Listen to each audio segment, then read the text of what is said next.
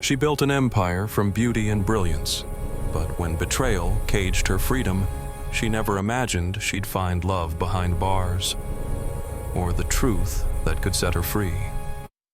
Now let me tell you how this incredible story unfolded. Subscribe, share your heart in the comments, and tell me where you're watching from, because your support keeps these stories alive. Now, let's begin. The morning sun spilled over Atlanta's skyline, gilding the glass towers that bore her name. Liana Brooks Beauty. From her corner office on the 50th floor, Liana Brooks, CEO and founder, stood motionless before the floor-to-ceiling window, her reflection a blend of power and poise. Her fitted ivory suit framed her like armor, every inch of her immaculate, but her eyes told another story. They were tired. She had built her beauty empire from the ground up.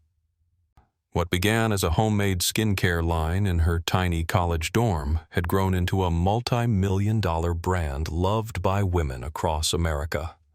To the world, she was the picture of strength, the black woman who made it. To her employees, she was Boss Liana, equal parts grace and steel. But that morning, as her CFO, Nathan Cole, laid out a series of financial reports before her, something in his smile felt off. "You're killing it, Liana," he said, tapping the papers. "Numbers are soaring, investors are thrilled. You could take a week off. You've earned it." She laughed lightly, eyes scanning the figures. "You know I don't do time off, Nathan." "Exactly why you should."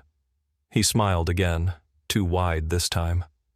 For a fleeting moment, Liana's gut twisted, but she brushed it off.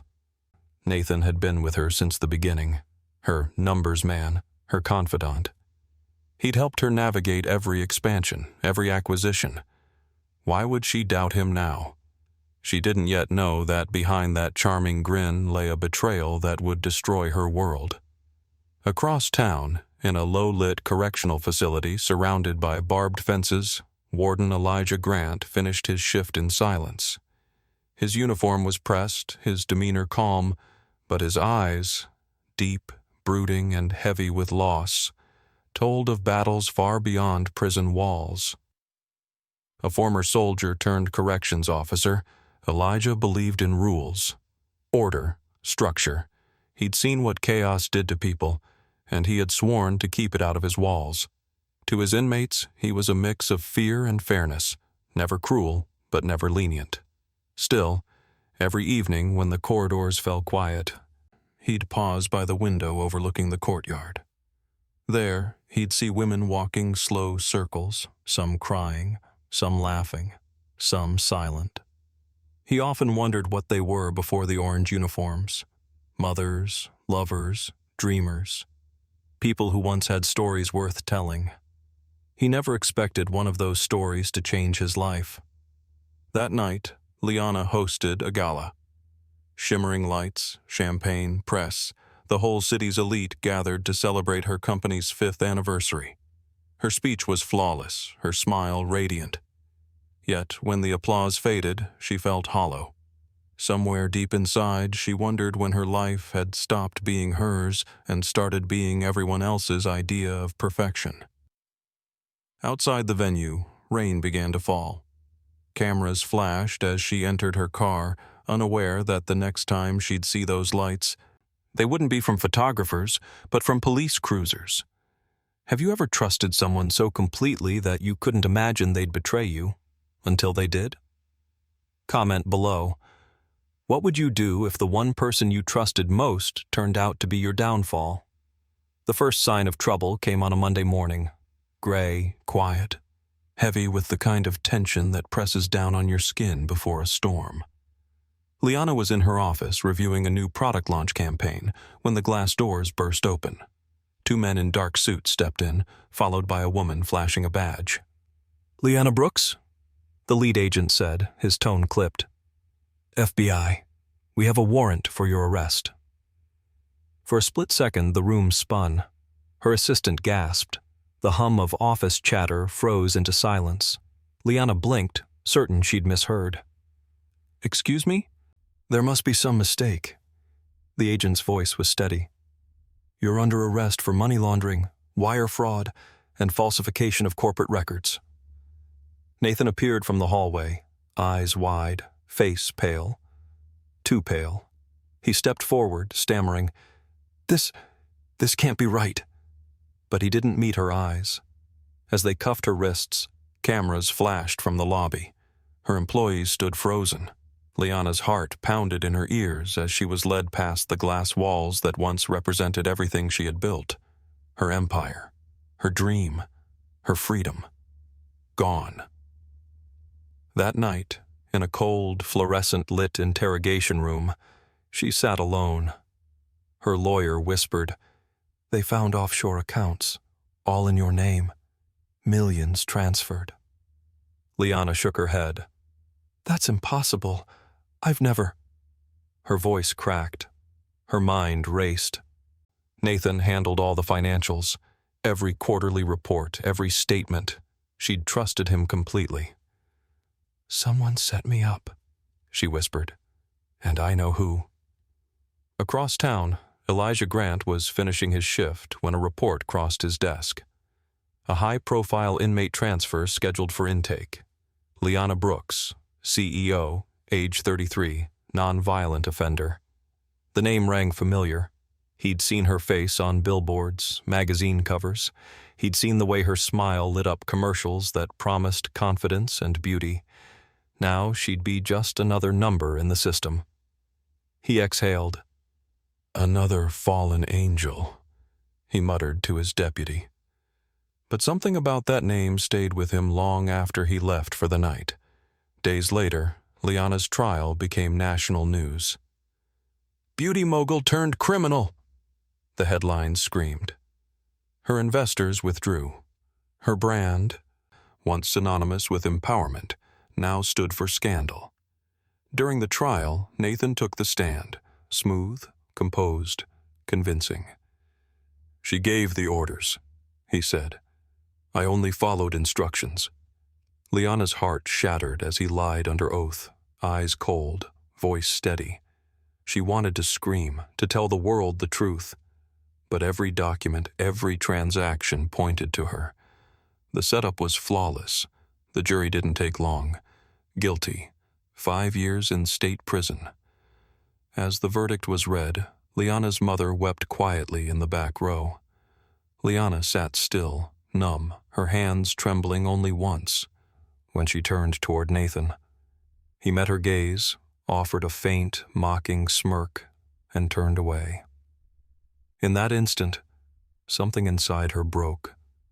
The woman who had built an empire died quietly inside that courtroom, and someone else, someone harder, quieter, stronger, took her place.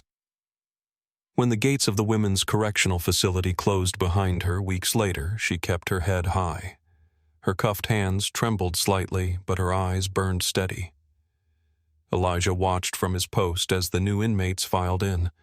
Then he saw her, tall, poised even in shackles, eyes fierce and unbroken. For the first time in years, something stirred in him. If the world turned against you overnight, would you still fight to prove your innocence, or would you give up to protect your peace? Comment your thoughts below. What would you do in Liana's place? The first nights in prison were the hardest. The walls felt alive, echoing with voices, sobs, laughter, rage. Sleep came in short bursts, chased away by the clanging of doors and the shuffle of footsteps down dimly lit corridors. For Liana Brooks, the adjustment was brutal. She went from boardrooms and press interviews to a cell no larger than her office closet.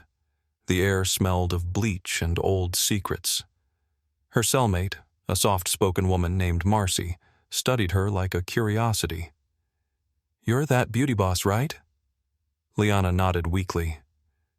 "Didn't think someone like you ended up here," Marcy said, half smiling. "But don't worry, nobody's really innocent in this place." Liana looked away. "I am," she thought. but the words caught in her throat. Who would believe her now? She tried to disappear into routine, waking before dawn, scrubbing the floors, reading in the corner of the yard. The whispers followed her everywhere. Rich girl, fraud queen, fake face. She'd built a brand on beauty, and now her name was synonymous with deceit. But even as humiliation burned her pride, something else began to take root. A quiet, simmering determination. From his office window, Warden Elijah Grant watched her. He had seen hundreds of inmates come and go, most broken, some bitter. But Liana carried herself differently.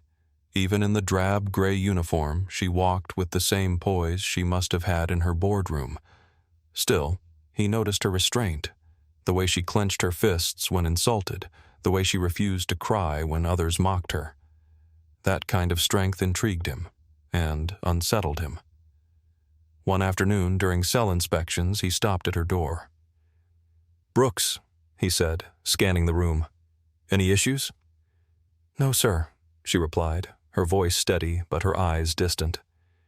"You've been quiet since intake." "I learned a long time ago that silence offends fewer people." That answer caught him off guard. His eyes lingered on her for a moment too long, long enough for her to notice. As he turned to leave, she said softly, "Do you believe everyone in here deserves to be?" He paused at the door. "Does it matter what I believe?" "To some of us," she said. "It's the only thing that does." The words stayed with him long after his shift ended. Weeks passed. Elijah tried to ignore the strange pull he felt toward her, the way her presence softened the harshness of his days. But each time he saw her in the yard, quietly reading or comforting another inmate, he found himself slowing down, watching, wondering.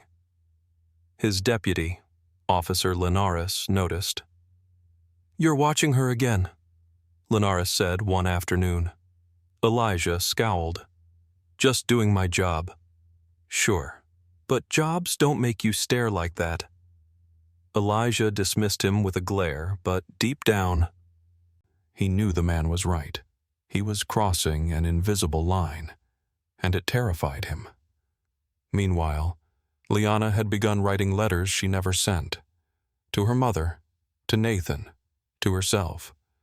Late at night, she'd whisper her truth into the dark, imagining someone out there still believed her. But one evening, as she was cleaning the hallway floors, she overheard two officers talking. "They're reopening the financial case," one said. "Some accounts don't add up." Her heart skipped. Reopening? For the first time in months, hope flickered inside her. Small, fragile, dangerous. And across the hall, Elijah noticed that flicker too. If you were Liana, stripped of power, reputation, and freedom, would you still believe in hope? Or would you let bitterness win? Drop your thoughts in the comments. Could you forgive a world that turned its back on you? Rain fell in sheets that night, drumming against the metal roof of the women's correctional facility. The power flickered once, twice, then went out completely. The halls dissolved into darkness. Warden Elijah Grant grabbed his flashlight, radioing in. "Generators down. Keep inmates calm. Secure all blocks." By the time he reached cell block C, chaos was brewing. Whispers, shouts, metal doors rattling. Then he saw Liana Brooks, standing near her cell, helping calm two frightened inmates. Even in the dark, her voice was steady, commanding. "Stay calm," she urged. "We're fine. It's just the lights." When Elijah's beam landed on her, their eyes met. Hers, fierce, determined, utterly composed despite the noise. "You again," he said quietly, unlocking the gate to check the line. "You make it sound like a problem," she replied. Lips curved faintly. It should have been a brief exchange, but the backup generator failed to restart, forcing emergency protocol. Inmates from high-risk zones were relocated for monitoring. The temporary assignment? Liana was moved to the administrative wing, a room adjacent to Elijah's office. For 3 days, the storm raged outside. Inside, their worlds collided in silence and small electric moments. She read near the window as thunder cracked beyond the walls. He worked at his desk, trying not to notice how her presence softened the usually sterile air. Occasionally, their eyes met. A flicker, a shared awareness. On the second evening, he found her struggling with a stuck drawer. He stepped closer, his hand brushing hers as he freed it. "You're used to doing everything yourself," he said. "Old habits," she answered softly. "When you've had everything taken from you, you stop waiting for people to save you." He studied her, not the inmate, but the woman. The strength beneath the grace, the pain behind the calm. "Maybe some people don't want to save you," he murmured. "Maybe they just want to stand beside you." Her breath caught, but before she could respond, the radio crackled, duty calling him back to distance. That night, as the storm eased, Elijah found her awake by the window. Moonlight spilled across her face, making her look almost ethereal. "Can't sleep?" he asked quietly. "You ever try sleeping in a place where time doesn't move?" He smiled faintly. "Every night." For a long moment, neither spoke. The air between them was thick, with unspoken confessions, with all the things they couldn't say. "I didn't do what they said," she whispered finally. "I built something honest, and someone I trusted tore it apart." Elijah's voice was low. "I believe you." The words hit her harder than she expected. No one had said that since the trial. Her eyes stung. "Why?" she asked. "You don't even know me." "Maybe I see something familiar," he said. "I've made my share of mistakes too." For the first time in a year, Liana smiled. Small, fragile, real. The next morning, the generator was fixed. She'd be moved back to her cell. As Elijah escorted her down the corridor, she turned slightly. "Thank you for believing me, even for a minute." "Don't thank me yet," he said quietly. "Just keep surviving. The truth has a way of crawling to the surface." Their hands brushed as she stepped away. Neither of them looked back, but both felt the same unspoken shift, something deeper than duty, something dangerously close to love. Can love truly begin in the darkest places, or does it need light to survive? Comment your thoughts below. Do you believe hearts can connect even when the world says they shouldn't? When the storm passed, the world outside glistened with a fragile calm. But inside, something irreversible had shifted. Liana Brooks returned to her cell, her routine unchanged on the surface. Yet everything felt different. The world was still gray, the air still heavy, but now there was a pulse beneath it. Hope. Dangerous, quiet hope. She began volunteering in the prison library, cataloging books, helping others learn to read. Elijah noticed, her leadership returning, her confidence rebuilding piece by piece. But behind that strength, he saw something else. A woman still haunted by ghosts she refused to name. One evening, he found her alone in the library, staring at a faded photo tucked into a novel. "You shouldn't be here after lockdown," he said gently, stepping inside.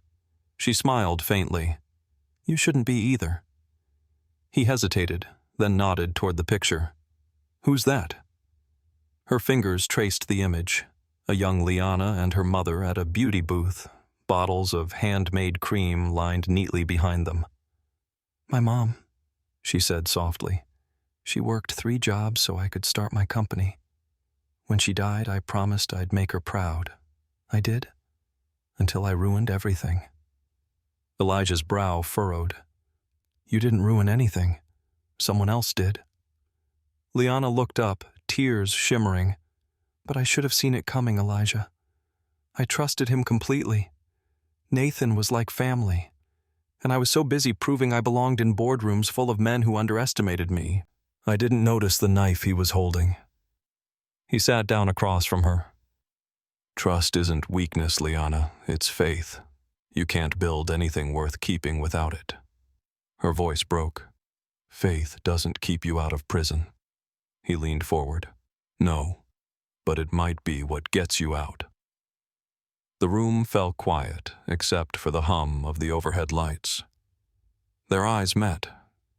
Two souls who'd both lost faith in the world, now finding it reflected in each other. Later that week, Elijah was called into an internal meeting. The case files on Liana had been flagged. A whistleblower from her company had come forward, claiming evidence was falsified. It hit him like a surge of lightning. Could she finally be cleared? But protocol bound his tongue. He couldn't tell her. Not yet. All he could do was watch her from afar, holding on to a truth he wasn't allowed to speak. One night, unable to bear the weight of it, he found her in the courtyard. The moon hung low, silver and solemn. "You ever wish you could rewrite your past?" she asked, without looking at him. "Every day," he said. "What stopped you?" "Fear, guilt, the belief that once you break something, it can't be fixed." She turned to him, eyes glistening. "You don't strike me as a man who breaks easily." He laughed softly. "You'd be surprised." Then, after a long pause, he added, "My wife died 5 years ago. Car crash. I was supposed to drive that night. I didn't. She never made it home." Liana's breath caught. "You've been punishing yourself ever since." He looked away. "Some people deserve second chances. I wasn't sure I did. Until you." The air between them trembled, raw and unguarded. Liana reached out, her hand brushing his. For the first time, neither of them pulled away. "Do you believe broken people can heal each other? Or do two scars only create another wound? Share your thoughts in the comments. Can love be the thing that redeems us? Or must we heal first, too?" The morning light crept through the narrow cell window, soft and hesitant, like a promise not yet spoken. For the first time in months, Liana Brooks woke without the heaviness pressing down on her chest. Something in the air had changed. Before noon, the intercom crackled. "Inmate Brooks, warden's office. Now." She froze. Every step toward that office felt heavier than the last. When she entered, Elijah Grant was standing by his desk, eyes solemn but glowing with something she hadn't seen before. Hope. He gestured to the chair. "Sit down, Liana." She did, pulse racing.